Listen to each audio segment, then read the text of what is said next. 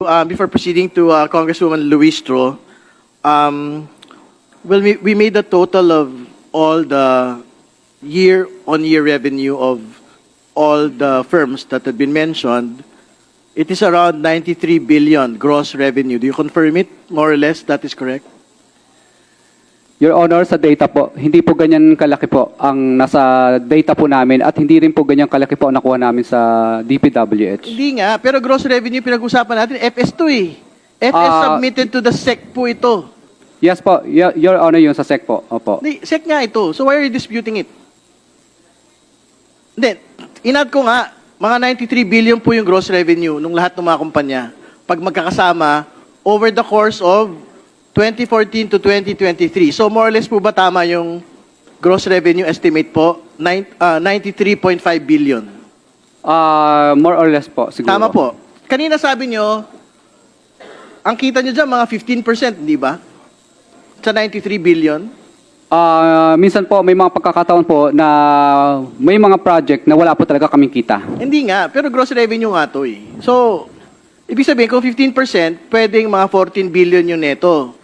Over the course of these years, maraming taon naman ito eh. Yan naman din yung sinabi ng misis mo, hindi ba? Na parang inipon nyo naman ito over the course of the years. Tama po ba? Yes, Your Honor. Tinatanggal din po dyan yung iba pang mga operation expense. Hindi, neto na nga pinag-usapan, so dapat porsyento na nun, hindi ba? So sa 93 billion, mga magkano yung naitatabi nyo?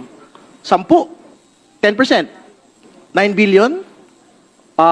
Hindi po ganun, Your Honor, hindi po ganun kalaki. 1 billion? Hindi po ako sigurado, Your Honor. Hindi, magbigay Check ka ko po. na. Sabi mo, hindi ganun kalaki. Magbigay ka ng particular na numero. Baka po, Your Honor, baka... Kasi sabi mo nga kanina, magkano yung natatabi nyo? Di ba sinabi mo yung kanina, 15% to 15%? Di ba? Sinabi mo yung kanina eh. Your Honor, dinadagdag din po kasi namin para ipautang po sa pamangking ko. Hindi nga, neto nga yung pinag-usapan. Wag mo na isama nga yung ano, magkano yung naitatabi? 10 to 15% yung sinabi mo na kanina dito. Kasi walang una sa lahat, walang naniniwala na 2 to 5% lang eh. Di ba? So naglinaw ka kanina, 10 to 15% na yung pinag-usapan natin. So ang tanong ko ngayon, kung 93 billion, 93.5 billion yung nakalagay sa FS nyo, more or less magkano yung talagang tubo ng magkakasamang mga kumpanya. So either 10 to 15% lang yun, hindi ba? So kung 15%, ito po ay 14 billion. Kung 10%, ito po ay 9.3 billion, hindi ba? Your Honor, hindi po pare-pareho talaga ang kita. May mga pagkakataon po, may lugi din po kami. May pagkakataon na malit lang po ang kita.